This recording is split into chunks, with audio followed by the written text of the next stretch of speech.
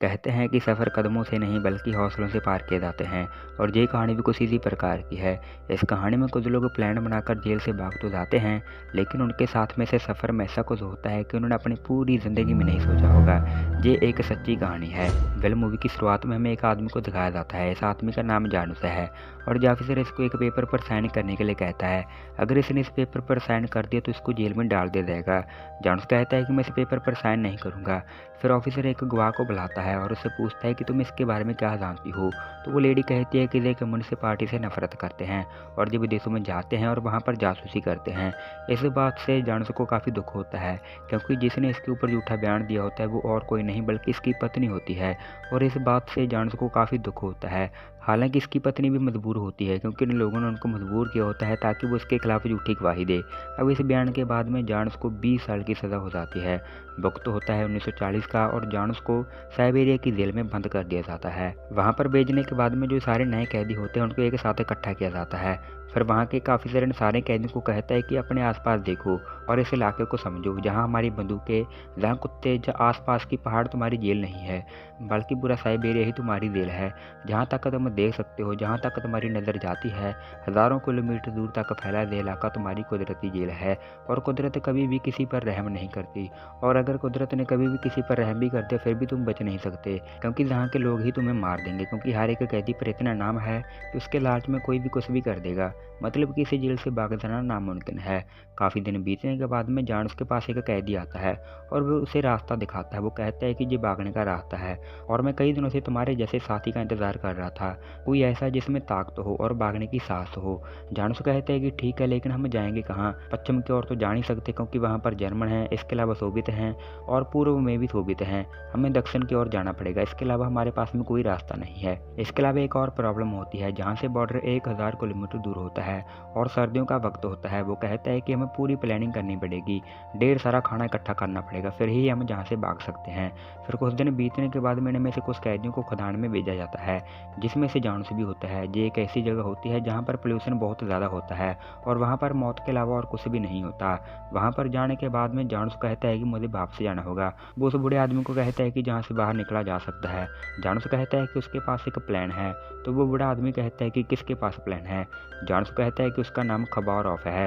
ये सुनने के बाद में बूढ़ा कहता है कि वो कोई भागने की प्लानिंग नहीं कर रहा, वो एक झूठा आदमी है। वो जहाँ पर सालों से है और नए कैदियों से ऐसे ही बात करता है। और जब मैं नया नया आया था तो उसने मेरे साथ भी ऐसे ही बात की थी। अगले 6 महीनों में ना मैं बचूंगा और ना ही तुम बचोगे, इस खदानों में तो हरगिज़ नहीं।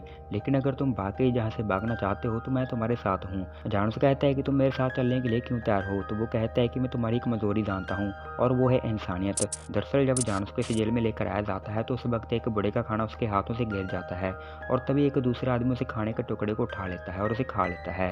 जानस ये सब देख रहा होता है और वो अपना खुद का खाना उस आदमी को दे देता है।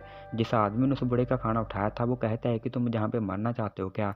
तुम जहाँ पे आधे रास्ते में जिंदा नहीं रह सकते। ये सुनने के बाद में जानस कहता है कि इसकी उम्र देखो। तो वो बड़ा आदमी कहता है कि मेरी भी उम्र हो गई है, सुबह तक मैं जिंदा रहूंगा, ये जिंदा नहीं रहेगा। ये दया तुम्हारी जहाँ पे जान ले लेगी। और ये वही बड़ा होता है जिसने जानस को कहा था कि ये दया तुम्हारी जहाँ पे जान ले लेगी।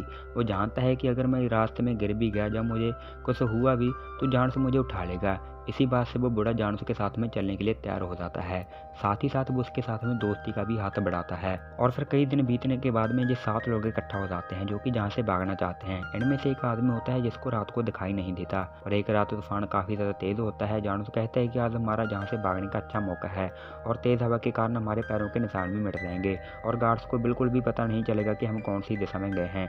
उनमें से एक आदमी कहता है कि हमें जनरेटर बंद करना होगा और जिससे कि हमें भागने में आसानी होगी और ज़्यादा से ज़्यादा हमारे पास 10 मिनट का टाइम होगा। फिर उनमें से एक बंदा जनरेटर को बंद करता है और जब पहरेदार बदलते हैं तो वो साथों के साथ वहाँ से भाग जाते हैं। जब ये भागते हैं तो जेल का अलार्म बज जाता है। उस जेल के जो गार्ड्स होते हैं वो उनका पीछा करते हैं, लेकिन उनको ठंड की बजाय और तेज़ हवा के कारण उनको रात को कुछ भी दिखाई नहीं देता। ये धीरे धीरे आगे बढ़ते रहते हैं और रात को रुकते नहीं हैं और जब पूरी रात चलते हैं, पूरी रात चलते चलते इनको सुबह हो जाती है और ये साइबेरिया की जेल से काफ़ी दूर आ जाते हैं। और अगले दिन ये सातों के सातों अपना खाना इकट्ठा करते हैं और जानस कहता है कि ये हम सब मिल बांट कर खाएंगे। इसके बाद ये थोड़ा सा दम लेते हैं और जानस एक परछाई के जरिए दिशा का पता लगाता है, क्योंकि उनको दक्षिण की ओर जाना होता है। दिशा पता लगाने के बाद ये पूरा दिन अपना लंबा सफ़र तय करते हैं और जब शाम होने वाली होती है तो जानस कहता है कि हमें आग जलानी होगी और हमें ढेर सारी लकड़ियाँ इकट्ठी करनी होंगी। आज रात टेम्परेचर काफ़ी ज़्यादा होने वाला है। इसके बाद ये सब के सब लकड़ियाँ इकट्ठा करना शुरू कर देते हैं। सब अलग अलग रास्ते में लकड़ियाँ इकट्ठा करते हैं। अब इनमें से एक आदमी होता है जिसको रात को दिखाई नहीं देता। जब वो लकड़ियाँ लेकर वापस आ रहा होता है तो रात हो जाती है और उसको दिखना बंद हो जाता है। हालांकि ये बहुत चलाता है, लेकिन जो उनसे बहुत दूर आ चुका होता है। और जब धीरे धीरे कर सब लकड़ियाँ लेकर वापस आते हैं तो वो देखते हैं कि उनमें से एक आदमी कम है। दरअसल इनमें से सिर्फ एक आदमी को ही पता होता है कि उसको रात को दिखाई नहीं देता। वो कहता है कि उसे रात को दिखाई नहीं देता और इसके बाद में वो उस आदमी को काफ़ी ढूंढते हैं, लेकिन उनको वो नहीं दिखता। और जब वो सुबह होती है तो उनको वो आदमी मिलता है और वो बेचारा ठंड के मारे से जमकर वहीं पर ही मर चुका होता है और वो उसको वहीं पर ही दफना देते हैं और कहते हैं कि हे ऊपर वाले, से मासूम की जान को अपनी शरण में ले लेना। और जान से कहता है कि आज एक आज़ाद इंसान की मौत हुई है और खाना इनके पास में कम हो चुका होता है। खाना इनके पास सिर्फ एक हफ्ते का ही बचा होता है। जो क्रिमिनल होता है वो जानसू के पास आता है और उसे कहता है कि हमें मीट चाहिए, नहीं तो हम मर जाएंगे। ये सुनने के बाद में जानसू कहता है कि झील पर पहुंचने के बाद हमें बहुत सारी मछलियाँ मिल जाएंगी और क्रिमिनल कहता है कि हम खो गए हैं। दरअसल इनका जो प्लान होता है उसके हिसाब से इनको एक हफ्ते पहले ही वहाँ पर पहुँच जाना चाहिए था और जिस बॉर्डर को ये पार करना चाहते हैं वो भी झील के उस पार है और अब बिना खाए ले अपना रास्ता तय नहीं कर सकते और इन सबको ये लगता है कि हम नहीं बचेंगे। और जब ये सो रहे होते हैं तो उनको जानवर की आवाज़ आती है और जब भागकर उस पार जाते हैं तो वो देखते हैं कि कुछ भेड़ों ने एक शिकार किया होता है और जब भागकर उस तरफ जाते हैं और भेड़ों को भगा देते हैं और उस शिकार को जानवर की तरह खाते हैं। बहुत दिनों के बाद में इनको खाना मिलता है। अब इनमें थोड़ी सी ताकत आती है। एक बार फिर से ये अपना रास्ता तय करते हैं। रास्ते में इनको एक आवाज़ आती है।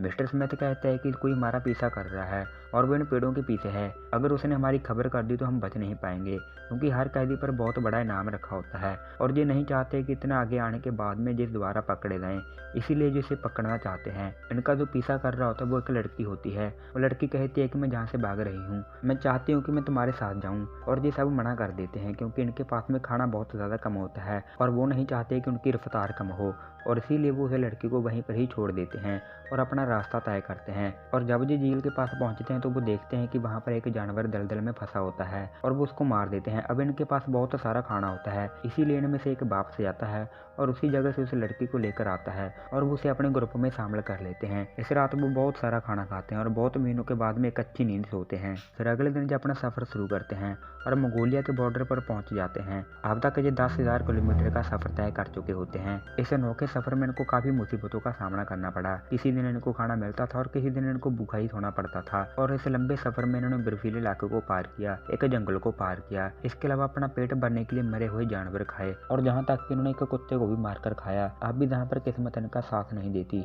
और जब ये बॉर्डर पर पहुंच जाते हैं तो वो क्रिमिनल होता है वो वहीं पर ही रुक जाता है। ये देखकर जानसू उसके पास आता है और उससे पूछता है कि तुमने तो कहा था कि तुम अमेरिका जाने वाले हो।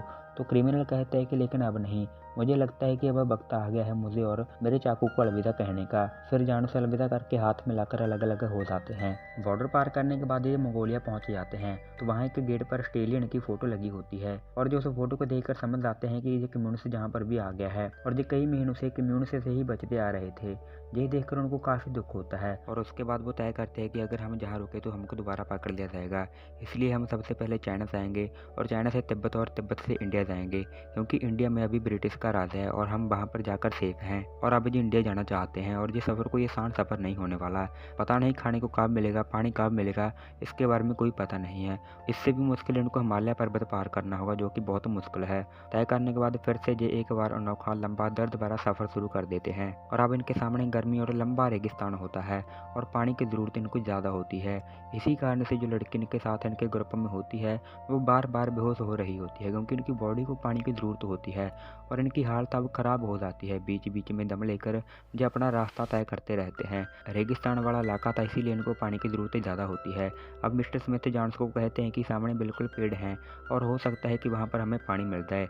जानस कहता है कि हमें दक्षिण की तरफ जाना होगा, वरना हम बच नहीं पाएंगे। फिर ये डिसाइड करते हैं कि हम उस तरफ जाएंगे जहाँ पर हमें पानी मिल सकता है।